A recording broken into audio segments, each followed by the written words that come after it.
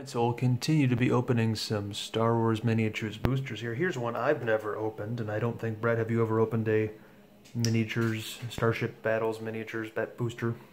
Not even once. Yeah.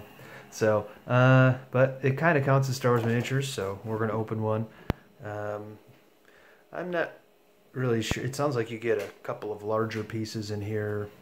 It's not like the other huge packs where you just get one huge or whatever. That's interesting. It looks like it's...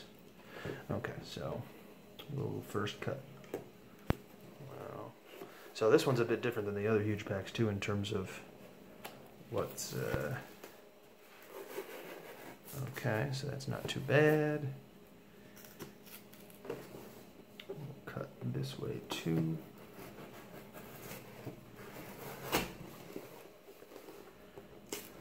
But I've never actually played the Starship miniatures game. I have a few of the pieces, but honestly, it doesn't look that interesting based on the rules. And it would have been fun to have a giant swarm of droid starfighters come out of the droid control ship, and that sounded fun. But I don't know, I was never super into it. So maybe we'll give it a play before I sell those off. I'm sure I'll put those in my store pretty soon. Okay, so there's the... We're going to get the knife out of the way, and Brett's going to take the minis out. And if you've been watching my other videos, we usually have him save the rare for last, but if he doesn't know which one the rare is here, that's okay. Because I don't either. Alright, our first ship is a regular X-Wing, I think, or a Red Rogue Squadron Ace X-Wing. Oh, that's really hard to tell. I think it's an X-Wing Starfighter Ace. Oh, X-Wing Ace. Okay. Yeah, it looks kind of cool.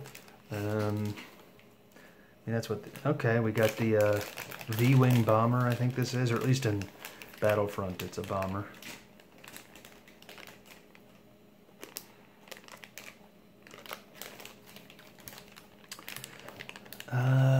Cloak-shaped fighter or something? I can't remember.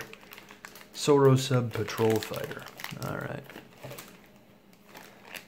TIE Bomber, that's pretty standard. Is it some kind of TIE Bomber Ace? Who knows? But that's, I mean, that's the nice thing about the Starship Battles, is they just look cool. I don't know if it's a super playable game, but I always like the TIE Bombers, the look of them. So far, all small ships. Maybe you'll, okay, that's Maul's Sith Infiltrator, or just a Sith Infiltrator, not necessarily Maul's. That's 5 pieces so far. We got, is this the Invisible Hand? It's a Command Commerce Guild Destroyer, so it's not the Invisible Hand, it's an uncommon. And then the last one is, okay, that's probably a pretty good one to get, the Millennium Falcon itself. So, nice. I don't mind getting the Falcon. We got the cards in here. The cards look way different from Star Wars minis. I probably don't remember the rules all that well, but because I haven't played. But I mean, I read them pretty thoroughly a couple times. Is this something I want to play or not? All right, so we got stats. I think, do you flip them when they're damaged? Yeah. So when they get damaged, you flip them over, or sometimes if they get damaged, they're just straight up dead. But they have different arcs of fire, except fighters have the same defense all around. And yeah, lots of them, once they get damaged, they're just destroyed instead of damaged. The Infiltrator looks pretty good against fighters, so that's an anti-fighter ship. It's got proton torpedoes, so this is maybe a fringe ship that anybody can use.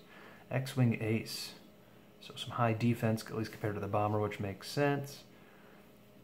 And he's got his laser cannon and proton torpedoes. Does a bomber take 2 hits? Where's the HP on? Oh, hull is 1. So a lot of fighters have hull of just 1.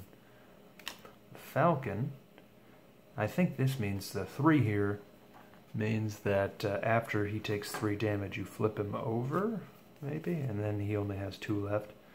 And yeah, it looks like they perform better when they're undamaged, so that makes sense. But anti-fighter targeting, +7 against fighters. And the V-Wing, which here is a starfighter, not a bomber. I haven't actually ever seen this set list, but it's got that funky green and red coloring that the cards did. I'm fairly sure I have a complete set of this. You know, they're in nice little baggies in a cardboard box, all sorted and organized, and they sure look cool, but not the most fun game to play. And it looks like there's no such thing as very rares, so it's just rares and commons and uncommons. I think the best piece in this set is the Star Destroyer. Oh, it looks like there's only light side and dark side, so there's no fringe ships.